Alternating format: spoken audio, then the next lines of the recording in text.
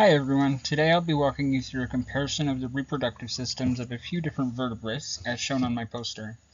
We'll be looking at a betta fish, the giant panda, the American bullfrog, the king cobra, and a peacock. These species highlight some really interesting variations in how animals reproduce, covering everything from fertilization strategies to parental care. Reproduction is crucial for the continuation of a species, and it's really amazing how different animals have adapted to ensure their genes are passed on. We're going to discuss external versus internal fertilization, the different anatomies involved, mating behaviors, parental care, and even some environmental factors that play a role in the reproduction of their species. Let's start with the betta fish, also known as a Siamese fighting fish. They also have a really fascinating approach to reproduction. One of their most distinct features is external fertilization. The male constructs a bubble nest at the water surface, which you can see in the image I have there. So this is an environment for the eggs to develop in. So he actually has a part in there to play with the development, and also he will as they're being fertilized, these eggs are falling to the bottom of the whatever tank they're in or in the wild. As they're falling, he'll go collect them and put them up into the nest.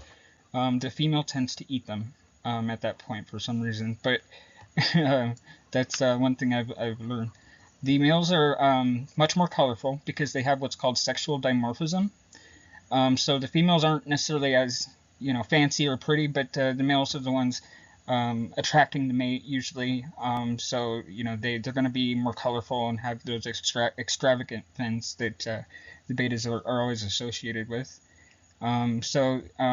Yeah, they use that appearance to attract females during mating. So they even get a little bit brighter for that time period. So some environmental conditions such as temperature and pH actually levels in the water significantly impact the betta fish's ability to reproduce successfully. So their environment has a lot to do with if they're going to have healthy offspring and when as well. So this highlights some really sensitive how sensitive some species are to their surroundings.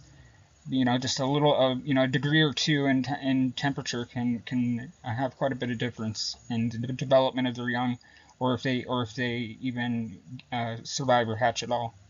So anatomically, male betta fish have testes and a gonopodium-like structure, which is used to release the sperm near the eggs during fertilization. So that's a quick summary of the betta fish. They're really fascinating with their reproduction. Next, we're going to talk about the giant panda. So as mammals, their reproductive strategies are quite different from that of a betta fish. Pandas have internal fertilization, which means that the sperm fertilizes the egg inside the female's body. This is a common trait among mammals, providing a more protected environment for fertilization, as they tend to have longer gestation.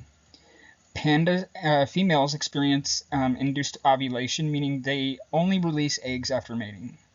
This reproductive strategy maximizes the chances of fertilization when mating occurs. So their fertility window for the giant panda is very, very short, and it's only a 2 to 3 day period, which makes successful mating a challenge.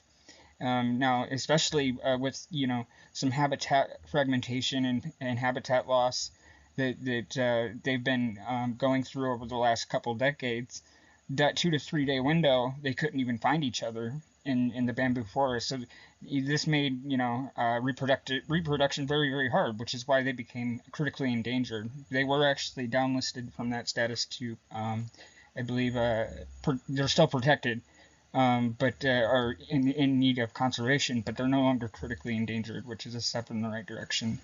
But their gestation period lasts about 95 to 160 days. It's interesting that there's so much variability in panda gestation. Pandas, like other mammals, have standard reproductive anatomy, including a baculum or a penis bone in the males and ovaries in females. So we're familiar with those, and they tend to share that with most mammals. But not all species, like the American bullfrog, which we're going to talk about next. So this is the world of amphibians. This is external fertilization, much like the betta fish.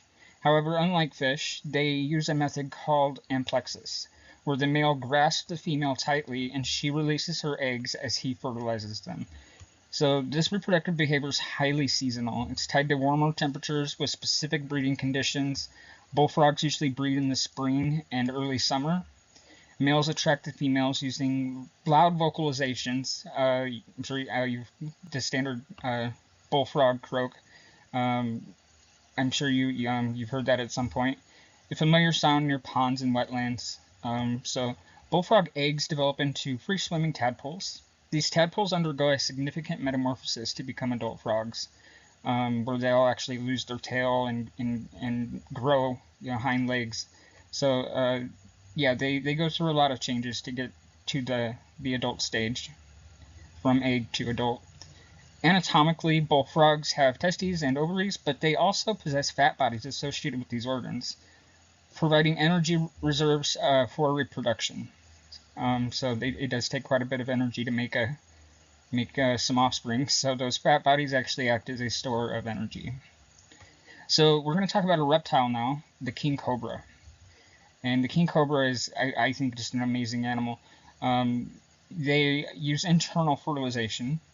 So with males using a hemipenis to deposit sperm into the female's cloaca, their mating behavior is characterized by combat and entwining. So this is what I love about reproductive strategies in all animals, is mating, the courtship rituals that they end up engaging in. And it just fascinates me. It's a fascinating part of animal behavior that really it's just magical to me. So this is very, very drawn out in the displays. It's just amazing when cobras are courting. So it's a ritualistic fighting as well. So it almost looks like a battle, but they use it to establish dominance and to access to females. So they generally compete with other males for the female to get their genes out there. So king cobras create nests out of leaf litter where they lay their eggs. So it's a good way to keep them safe and protected. A female king cobra can lay actually 12 to 60 eggs, which is a pretty substantial number for a snake. But they are large snakes. But yeah, that's a pretty high number. So that just ensures survivability of the young. The female guards the eggs until they hatch, showing a level of parental care. And some studies have actually even shown that the male hangs out too, and that they're monogamous. Not something you commonly see with a snake species, but that's unique to them, I think. So I thought that was an interesting fact that I saw there. The peacock is really when I think of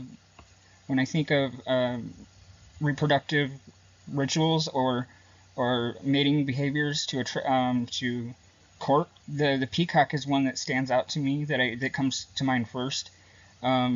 It's a type of bird. So peacocks, they use internal fertilization with cloacal contact, which is very common among most birds. One of the most striking aspects of the peacock reproductive is the mate selection. Like I was saying, the male display their elaborate tail feathers to attract females. They have cloacas, testes, and ovaries, and birds only have one opening for their excretory and reproductive systems, so that would be, the cloaca or vent. And the peafowl incubate their eggs for 27 to 30 days. So not very long in the egg, but they are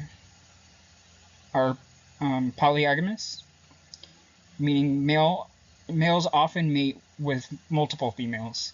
So if they have them available, the goal is to get your genetic diversity out there. If it's available, they will impregnate several different females.